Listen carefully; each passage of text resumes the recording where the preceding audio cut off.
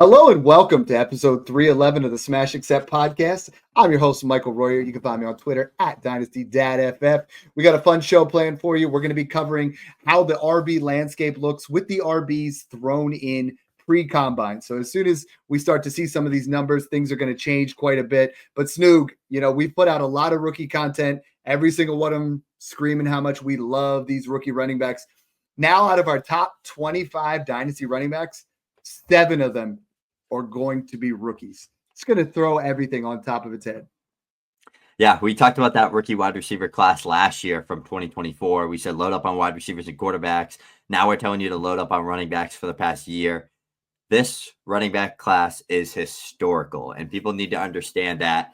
Not necessarily that you're going to get a CMC Kamara like 2017 where it's all these elite guys at the top end, multiple first rounds, who knows, but in terms of depth and like the first 10 to 12 guys, rock solid players that could be uplifted in value in the dynasty landscape. And these top 7 guys that we're about to talk about, we all see being low end RB1s, high end RB2s at worst. So we're going to talk about these guys, this landscape. Running back landscape's got to be the best it's been in a while. So I'm super excited to jump into this video and jump into this as we get turning here.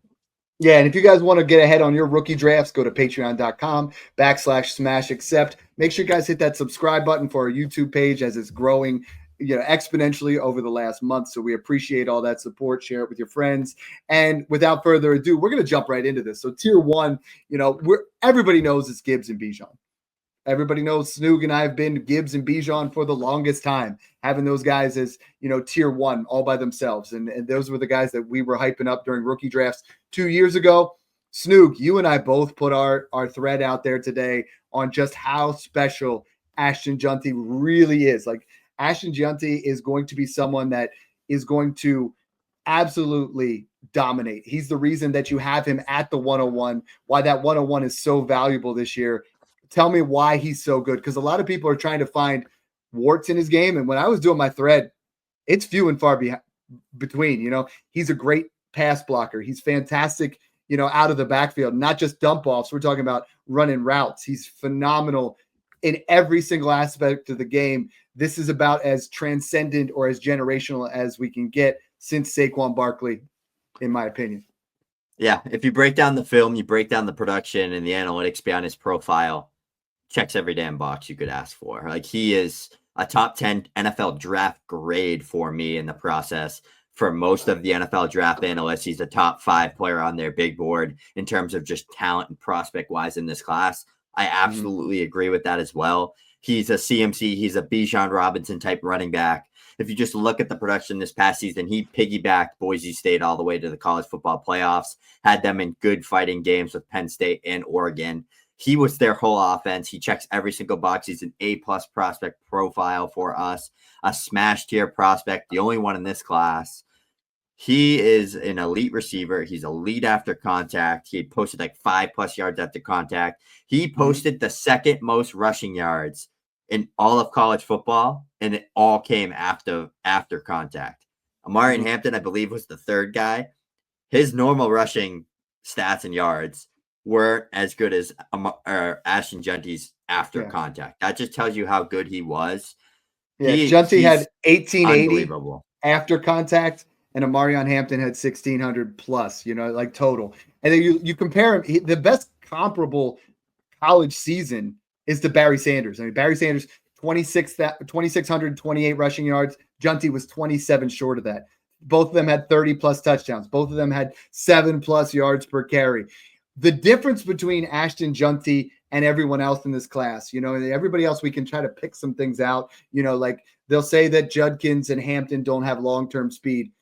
Ashton Jeanty had 5 runs where he was over 20 miles per hour, one of them all the way up to 21.7 miles per hour, breaking long runs. As I'm watching through this, my man had 7 carries of 50+ yards. So he's a home run threat, 30 touchdowns, 5.48 yards after contact. Sorry, Snoog and I just get excited when we talk about Ashton Jeanty because he's that good. Like, stop. I see all these people saying, if you give me 63 runs of 10+ yards, 36 runs of 15+ yards, and 120 first downs. Yeah. Talk about a And workhorse running back.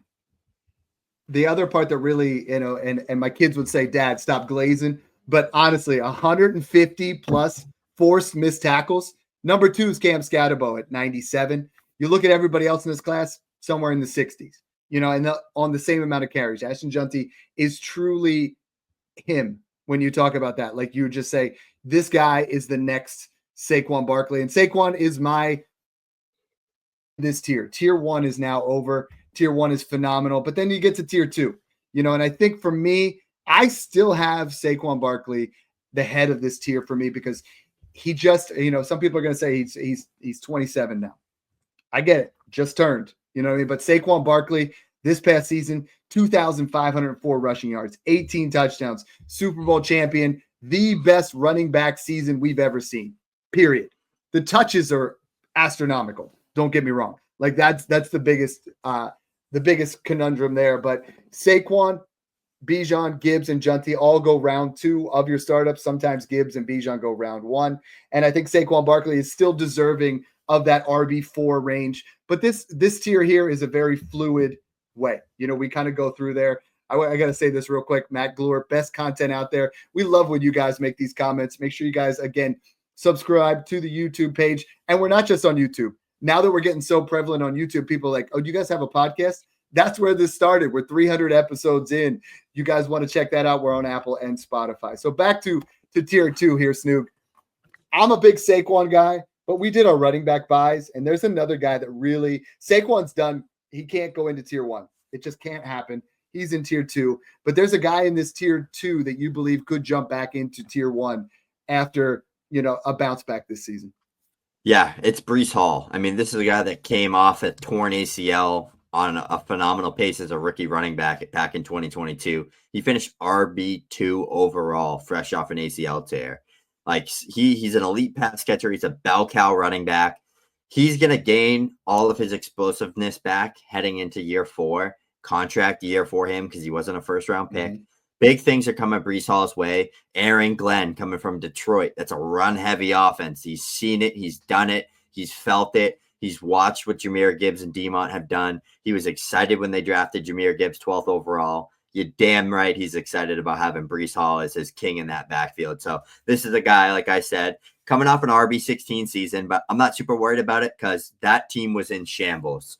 Everything was all over the place. They didn't have a head coach. They didn't have an offensive coordinator. Nobody knew what the hell was going on. Rodgers was all over the place. Garrett Wilson. There was no chemistry.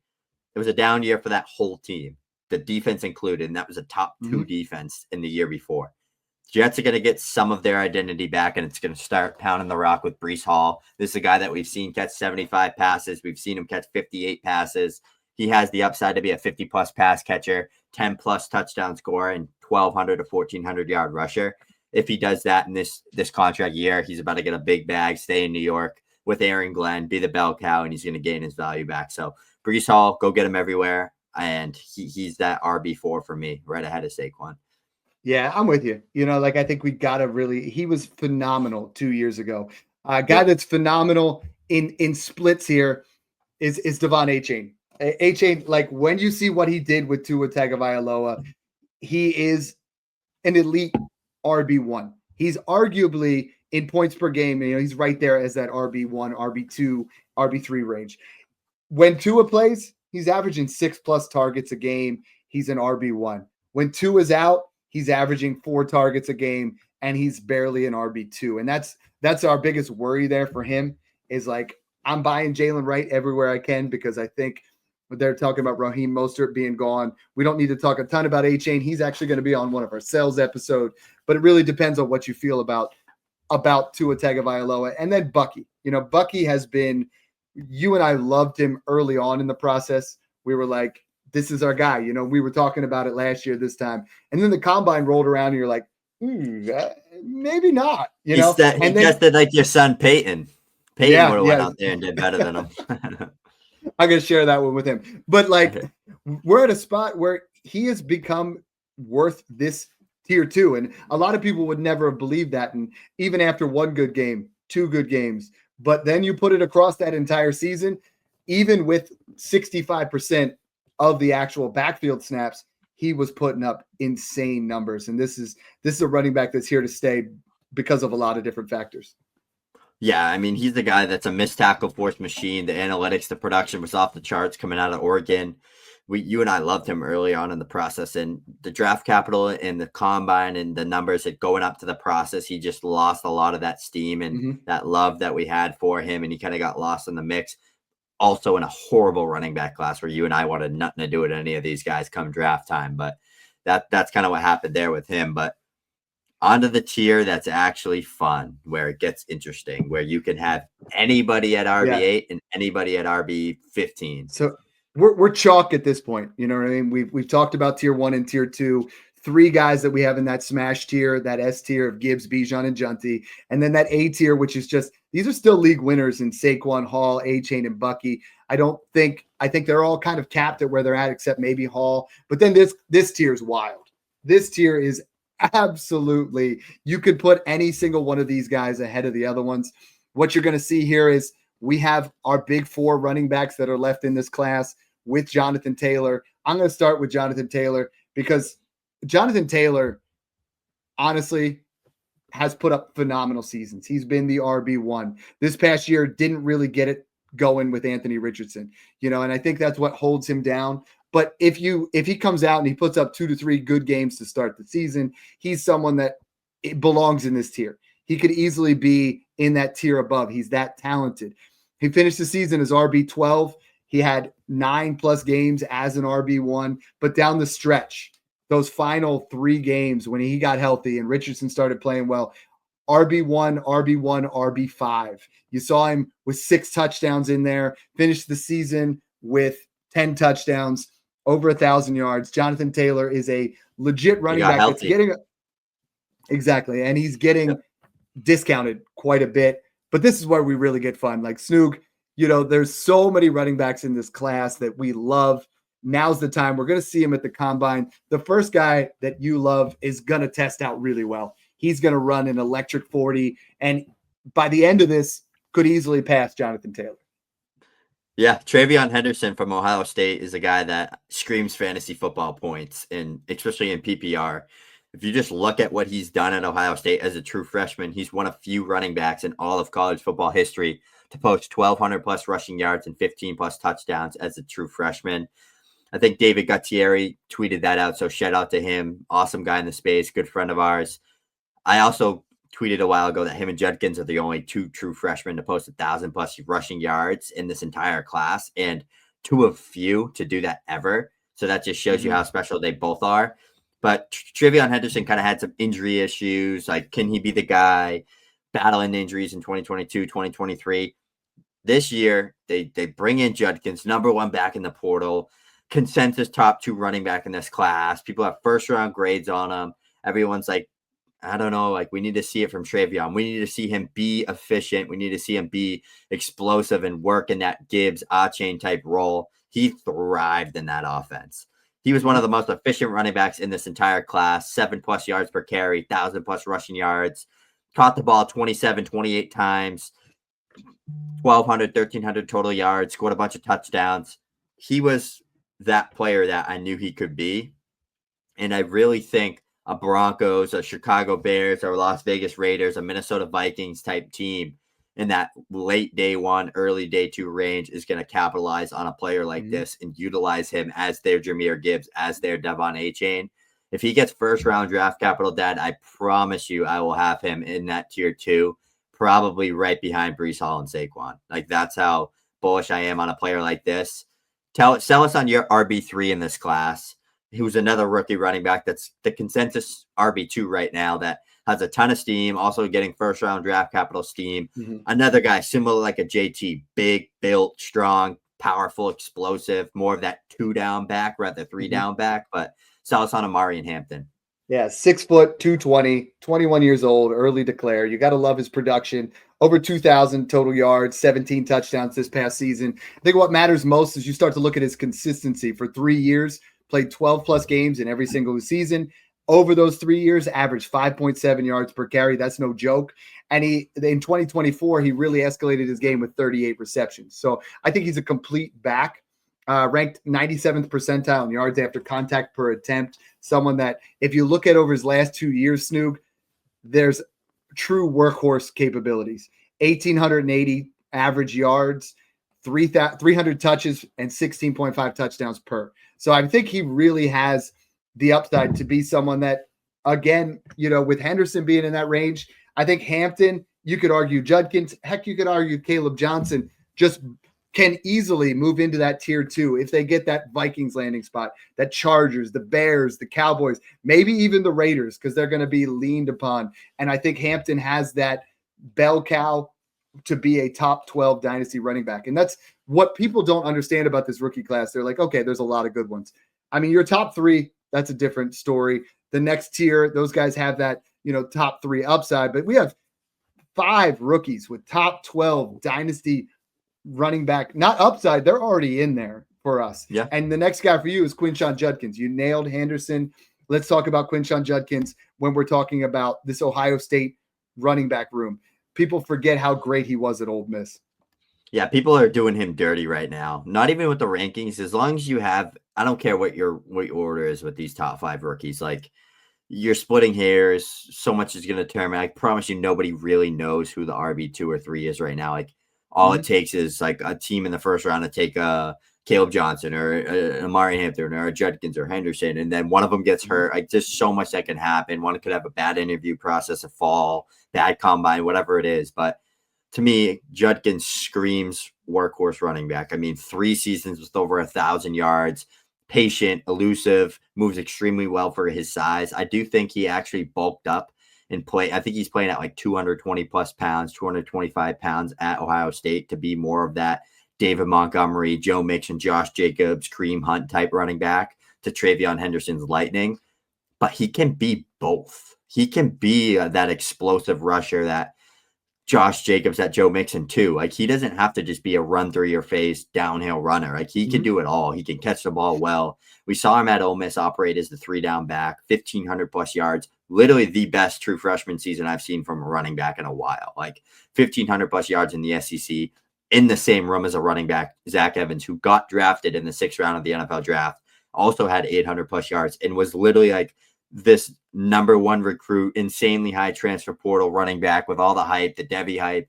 Everyone thought he was, I'm pretty sure he was like the number 1 recruit running back in his class. He had all this hype. Judkins literally walked in as a 3-star recruit and kicked him to the side. Like, that shows me the type of player, the type of competitor he is. One thing we got to talk about before we jump to the next guy, the Raiders are picking at like 38 or 37 or 39, one of those 3 picks.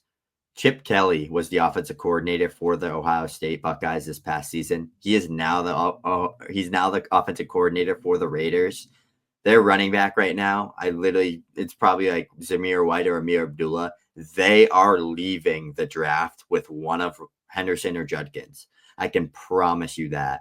And that's a coach that's going to know how to utilize that running back and get them the ball. Ohio State's interior offensive line was banged up and injured. It was horrible this year. That's why Judkins was a little bit more inefficient, because he was doing a lot of the dirty work between the tackles. And his yards per carry is down because a lot of his carries were within the 10-yard line. Like that, no crap, his yards per carry is going to be down when he's pounding the goal line with 8 dudes in the box trying to stop him. Like, his carries weren't as efficient as Henderson when he was getting the ball on 3rd down and long and then busting out 18 yards. Like, that's context. You need to understand context in the profile. So checks every box, another workhorse running back.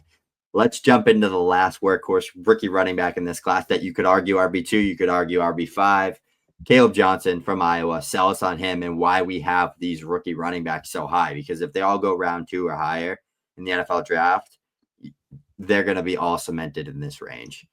Well, I think what people really got to look at here is, I mean, we're not downselling Kyren Williams, James Cook, Kenneth Walker, Josh Jacobs. They're fantastic running backs. They just can't gain value.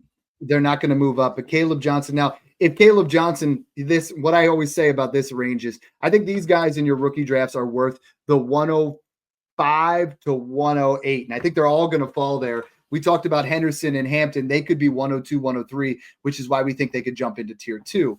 tier 3 guys, I mean, if Kaleb doesn't get the draft capital, if he falls into the late second round and, doesn't get this or that, yeah, I could see moving James Cook, who was phenomenal this year, or Kenneth Walker or Kyren Williams above him. But this past year, he blew up.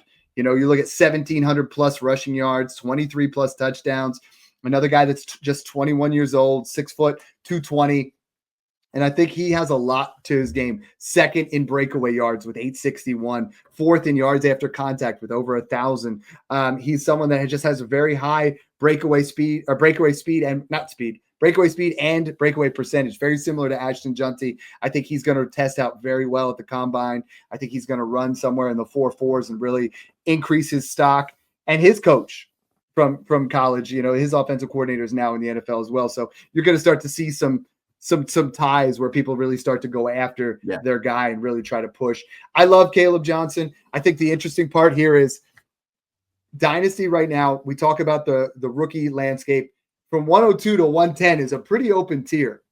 This tier itself is kind of like the Wild Wild West like that too, right? Where it's like anything here from 1.5 to 110 is reasonable, but now you have these veterans in here. Who's your favorite veteran out of this group? You still have – we talk about our tiers as in values, right? So you don't have to love a Kyren Williams or a James Cook or a Josh Jacobs or a Kenneth Walker. You pick your guy out of this tier, but we do value tiers so you guys can see, who's where. So out of those 4, who's your guy?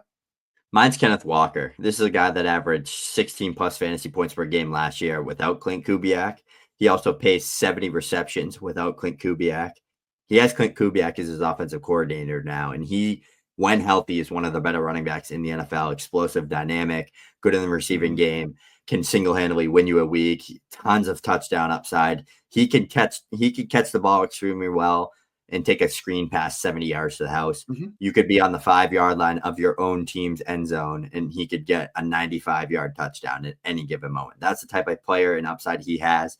Again, another one, like Treyveon Henderson. He has that type of skill set. So 24 years old on a contract year, I'm still buying into that type of skill set here.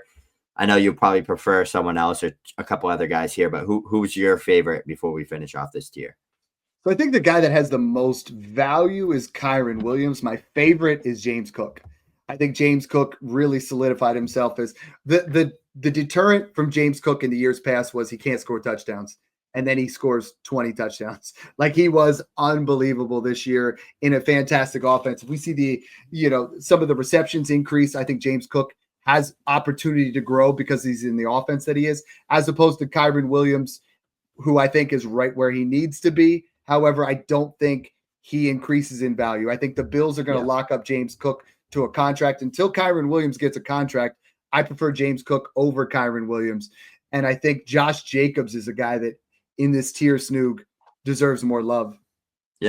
Yeah, Jacobs is an absolute bell cow. And I love the Quinshon Judkins, Josh Jacobs comp because they win in similar ways. And they're not the fastest guys out there, but they have burst, elusiveness, and power. So Josh Jacobs, again, another guy I really like because you know how much I like Quinshon Judkins. So same type of player, same type of value, and they're undervalued and underrated because they're not these burners, but they're still going to catch the ball 50 plus times, rush for 1,300 yards, and score 10 touchdowns on a high ceiling season. So, yeah, and you got to watch snap share. I mean, it's a very important thing. You see, we're going to move on to our next tier here, but Kyren Williams, 80% snap share, and in 2023, Christian McCaffrey had 92%.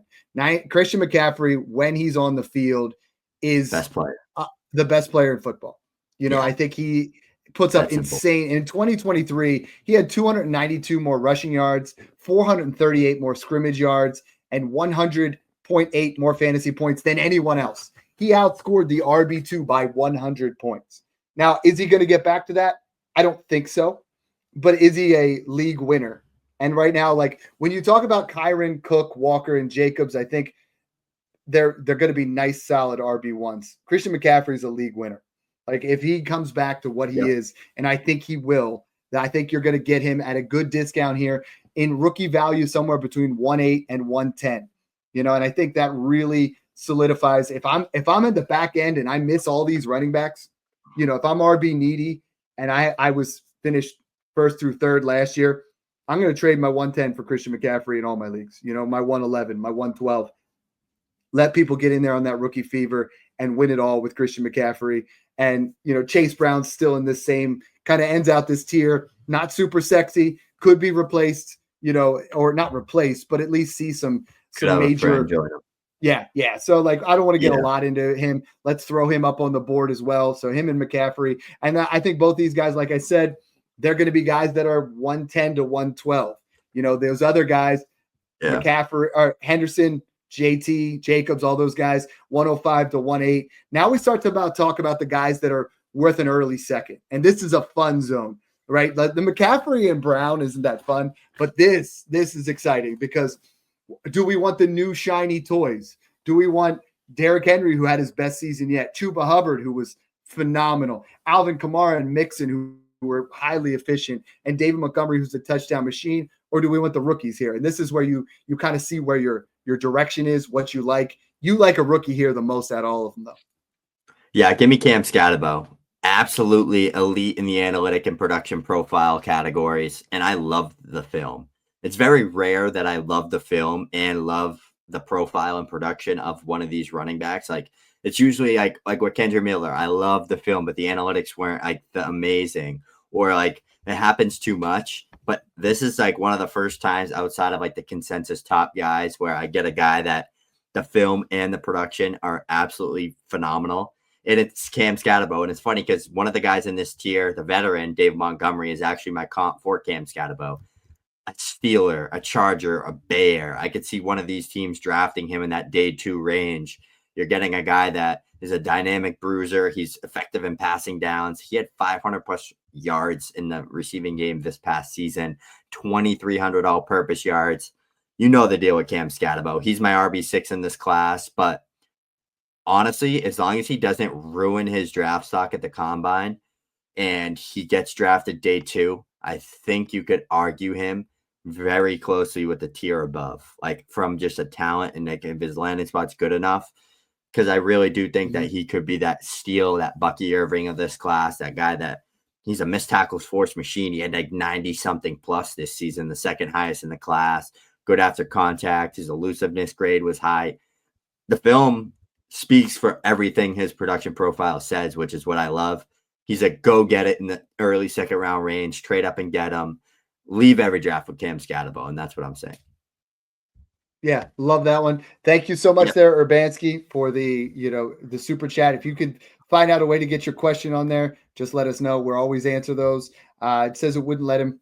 We'll keep it going on that. So once you throw that on there, we'll definitely answer that. Whenever you guys are doing that with our live streams, every Tuesday night, 9:30 Eastern Standard Time, we do our trade show with Brock Dynasty, where Snoog and I debate trades. Every Wednesday, 9:30 Eastern Standard Time, we do the same thing with mock drafts. This week, we're going to do a startup mock draft rather than a rookie mock draft. So we appreciate those kind of things. Moving back to our actual range here, I love Devin Neal, but some of these running backs here, for me, it's very hard for me to pass on Chuba Hubbard after he just posted an RB1 season. The difference between him and Derrick Henry here, and Derrick Henry was phenomenal, is Chuba Hubbard is now in a backfield by himself. Jonathan Brooks is out for the season. He's going to miss the entire 2025. Maybe more, because we're talking about 2 ACL tears. That's horrible. So they might draft someone, but I think if they do, they're going to take a round 4, round 5 guy.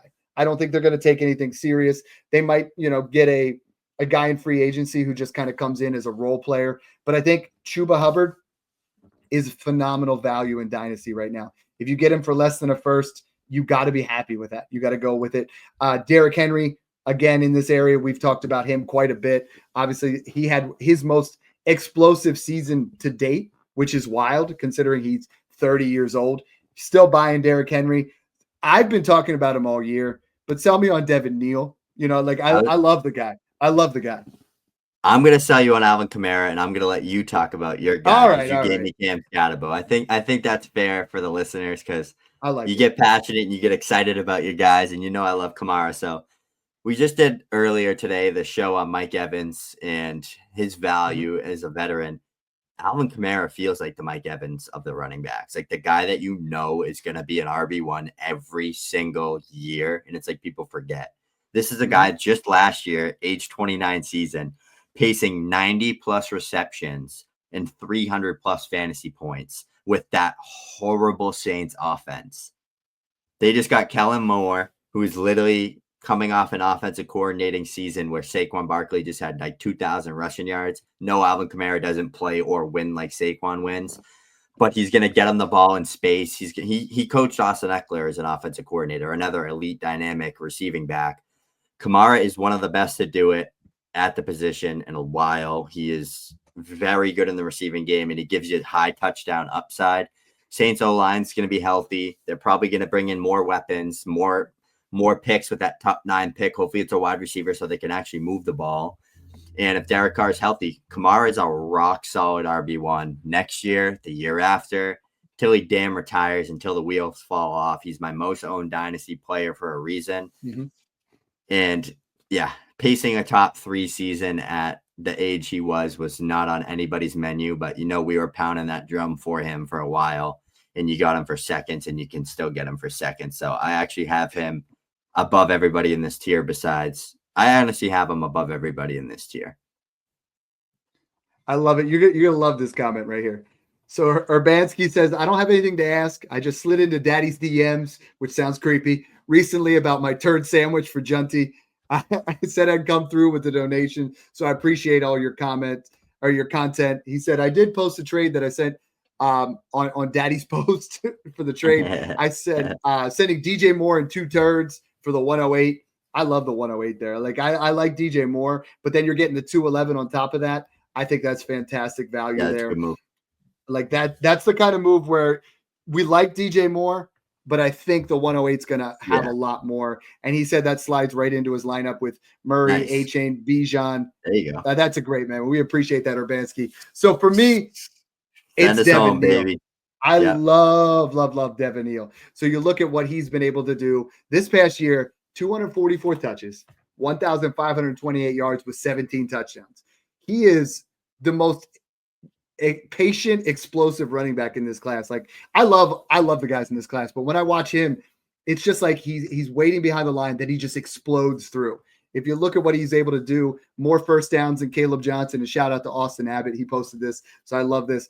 More receptions than Ashton Jeanty, more rushing touchdowns than Omarion Hampton. He's someone in this class who is going to, if he gets round 2 draft capital, I think him and Skattebo could really push into this tier 4 with Christian McCaffrey and Chase Brown. Definitely. Above Chuba Hubbard, above Derrick Henry, above Alvin Kamara and Joe Mixon and David Montgomery because of age. Like they're 21. I think Skattebo's 22, and I think Devin Neal's 21 years old. They will really skyrocket up boards. And we wanted to bring you this show because Snoog and I have been telling you guys about running backs for a year and a half now, about how good this class is going to be. How we didn't even mention Dylan Sampson. We didn't get into some of these other guys like Brashard Smith, but we have 7 guys in our top 25 running backs that are rookies. Special. And out of the top 15, we have 5. So if you have a running back now, like Brian Robinson, or you have a Najee Harris, or you have, there's so many guys that are even a Tyrone Tracy, like they seem to Tony Pollard, DeAndre Swift. They have the allure to be good, but this class is going to replace so many of them. So we appreciate you guys tuning in again. We did a wide receiver show on this. Brock at Brock Dynasty on Twitter. You got to give him a follow. He's been killing it with the edits for us. So check out the draft guide. Check out the Patreon. Thanks again for tuning in and enjoy the process.